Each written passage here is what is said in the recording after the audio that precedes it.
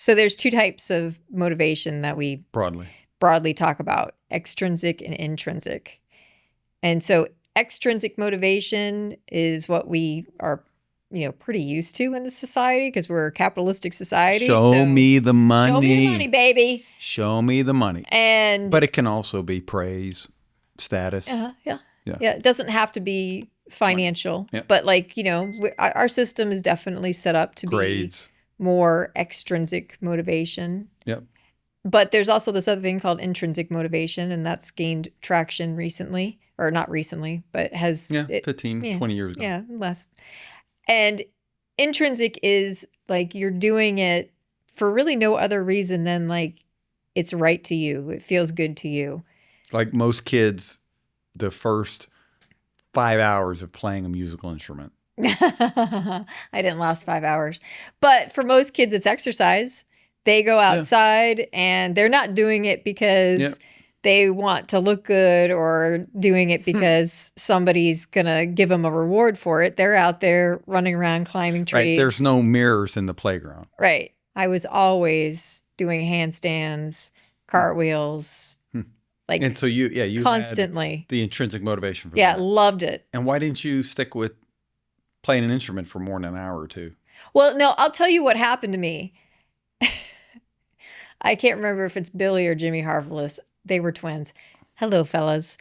One of them was in the same instrument class as I am. It was 4th grade. And we both decided we wanted to take saxophone. And we had like one class. It was like 1 hour. It was the two of us with the music teacher. And we were both, probably pretty equally terrible. The second class, he came back and he had learned how to play Chariots of Fire. Wow. That's right. So you're like, that's it. I know what I need to know. Saxophone drop. I'm out of here. I'm never going to compete. The studies on this actually for children show that early gains usually peters out. And if you stick with something, usually you'll catch up. Well, Billy or Jimmy, let us know. Yeah. I guess the crux of becoming good at something in the expert studies that we talk a lot about is you have to make it through. There's a beginning phase where you're engrossed in it or you just love it.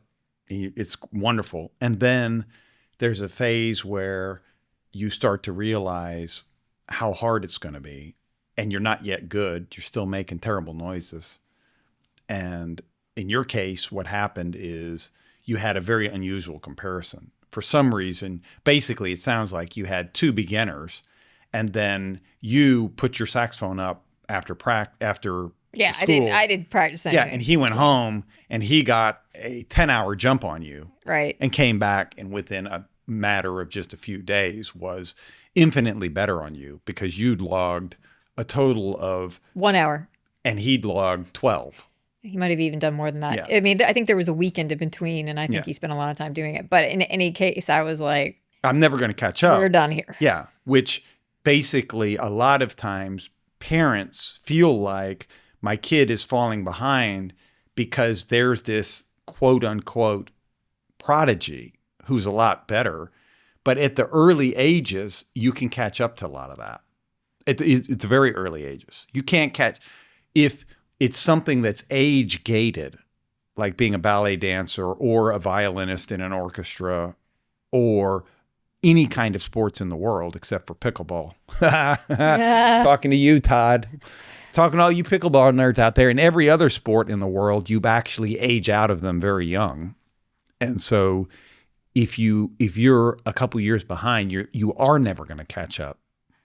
Because you have to make the gymnastics team by the time you're 10. You have to make the NBA team by the time you're 21. You have to make the NFL team by you're 22. I'm slightly estimating some of these numbers. You have to be in the orchestra by 24. And if you miss these gates, you're not going to catch up. You can't at age 30 decide you want to be a pro golfer. Because you will be competing, you'll be logging your first practice hour at age 30, and you'll be comparing to the 30,000th practice hour for Mhm. all of your competition, and you will never catch up. So anyway, this idea of motivation, your saxophone story, I think, is a great one.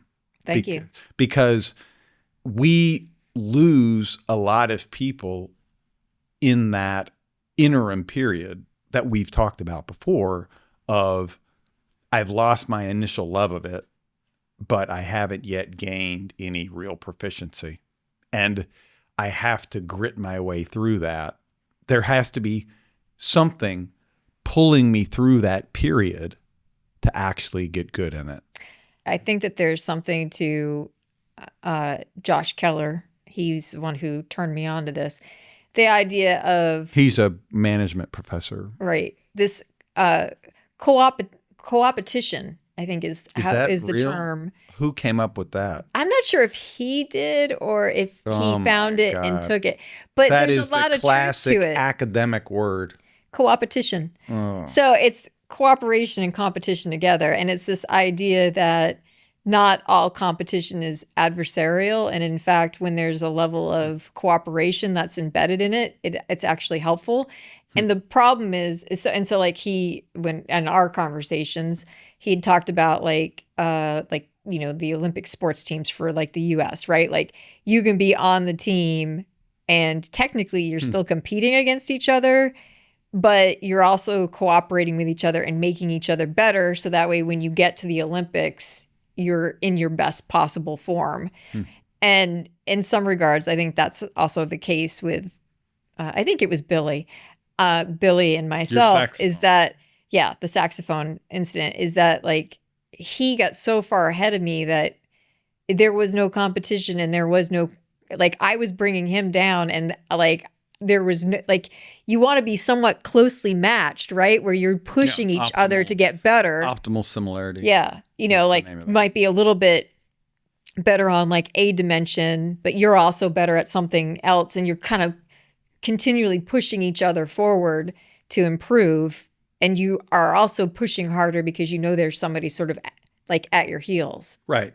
I think that what happened is he pushed you into, if you'll go back to the metaphor that we've talked about before, right? Of like in the beginning, you love something and then you run through a slump period and then you start to get good at it and your intrinsic motivation picks up.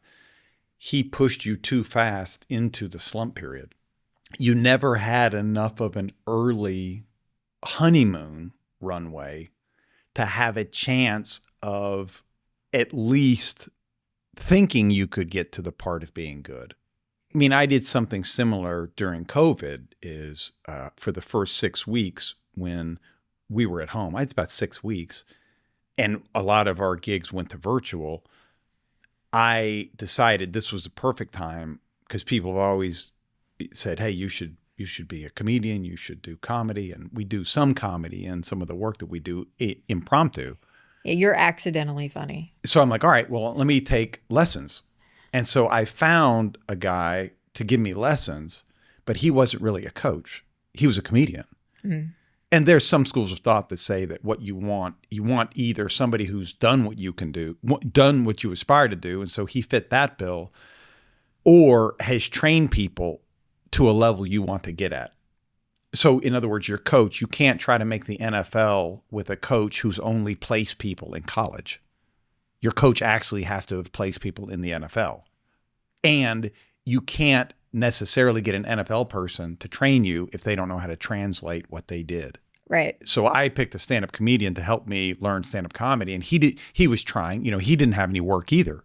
Right. I mean, we had work, but I also had some free time. Well, he didn't have any work. And so I pay this guy to basically, for 5 weeks, tell me I'm not funny.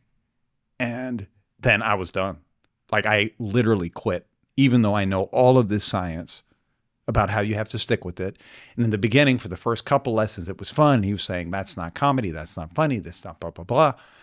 But he pushed me like your buddy, Billy, whatever his name is, pushed you too fast out of that honeymoon phase and into because I remember not dissimilar, at about the third or the fourth time of trying to do this with him, he said, look, let me send you some notes I've made in developing my own comedy in the last week or two. And he sent me like 5 paragraphs, just notes. Mm-hmm. And each one was funny. And I was like, we're good. I'm done. And it's typically to acquire a skill, and there are variations on this, but that euphoria phase, we need that. And that's the intrinsic motivation. That's like you're doing totally doing it because you're excited. You want to try something. I wasn't doing it for the performance at the end of the year. I was in there because Yeah. I loved the sound of jazz and, that kind of New Orleans vibe. You loved it in 4th grade? Yeah. So I started playing piano because we had a piano. And it was this beautiful wooden thing. We still have it. It's in my sister's house. And it's fun to bang on the keys. And then, took a couple lessons and still enjoy it. And then after a period of time, that wore off. And I realized to be good, you have to practice, and that practicing isn't as fun as just going and screwing around. And now I have a teacher, and she's telling me, no, this is wrong, not like this, try this. And so when I hit the slump period and my intrinsic motivation dropped from this is cool, when all that dropped, what kept me going was extrinsic. My mom really wanted me to play piano. And I like my mom. I like to make my mom happy. Still do. And I love my piano teacher. She was wonderful. Janice Good. Janice Good, if you're still out there. Amazing piano teacher. Wonderful person. And I didn't want to let them down. And they got me through the slump. That was extrinsic. That's not internal. That was them. Mm-hmm. I was doing it for them. They got me through the slump to the point where I started picking up again. Then, a number of things happen. At some point, you get decent enough to where I'm now the Billy guy with the saxophone. And so all of my peers who had played for 2 lessons and stopped and didn't get through the hump, now I'm better than them. And so they're like, oh, wow, that was pretty cool. And so I'm getting some more peer level recognition. And at some point, that gets into my head as a 8, 9, 10, 11-year-old of maybe I am good at this. Maybe I am getting to.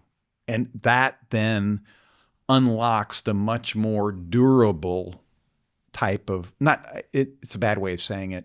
Early on, that euphoria isn't durable. It'll get you a while, but it won't get you a long while.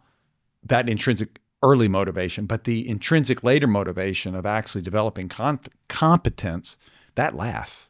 It can last for quite a long time. And it did. It lasted for years, roughly from, if I chart my journey, if I get the age right, and I may be off a little bit, let's say I started at age 6. For maybe half a year or a little bit more, it was euphoria. And then it was a grind the 7th and 8th year. And I did it for my mom and my piano teacher. And then by the time I was probably 9 or 10 years old, I started picking up some of the social validation. My peers are saying you're pretty decent. The piano teacher is starting to challenge me more, and I'm beginning to do things that other people can't my age. And so a lot of stuff is happening to cause me to basically say, so wow. It's a little bit of both. It's a little bit of extrinsic and a little bit of intrinsic. Absolutely. And then I go on that motivation, and I'm still getting those feedback. I'm still getting that feedback, and I'm entering competitions, and I'm doing okay in these competitions. And that lasts me until I'm about probably 15 or 16. And by this point, all of my friends know that I play piano. I know that I play well. I'm the longest serving male student that my teachers ever had. And so, yes, she liked me, but she also, because of now I'm a man, I have getting man hands. I can play things that no other student has ever played for her. There are women who are there better, but there are a few pieces that my piano teachers always wanted to instruct that she couldn't because they didn't have the span. And so now she's getting to teach things for the very first time. And so she's motivated in a way she hasn't been. I can feel that. That's feeding into me. And all of that plays out probably age 15 and age 16. And then by age 17, I had done enough. I had had enough of the awards. I was good, but good was good enough, and I was done. And I stopped, basically. And at age 17 and 18, we kept the lessons up, but that was mostly because we liked my teacher. I never practiced. I refused to do a senior recital, which my mom desperately wanted. In hindsight, Mom, if you're listening, and I don't think she listens. I don't think she listens. But if she listens, I'm sorry. Actually, I should have done true. that. That's actually not true. Your mom does listen. I don't think she's listening. But I should have done that recital for her. I should have, but I was done. I had, in the words that you and I use in other kind of discussions about this, I no longer had the valence or the desire for the reward.